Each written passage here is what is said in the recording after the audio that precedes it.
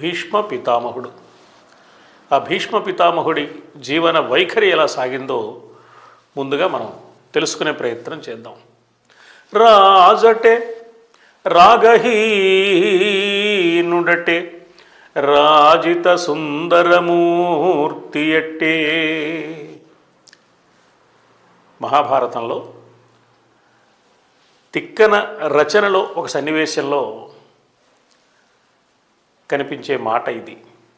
తిక్కన అద్భుతంగా ఆ సన్నివేశానికి అనుగుణంగా భీష్మ పితామహుని యొక్క వ్యక్తిత్వ వైఖరిని అక్షరాలతో చిత్రించారు అనిపిస్తుంది.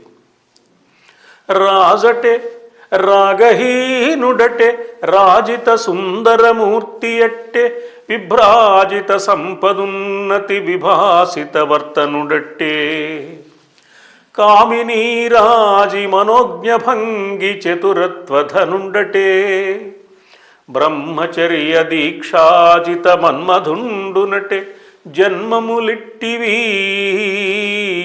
ఎందుగల్గునే. క్షత్రియ వంశంలో పుట్టి ఏ విధమైన మమకార పాశాలకు లొంగకుండా ఉండి అపారమైన దివ్య సౌందర్యం కలిగి ఉండి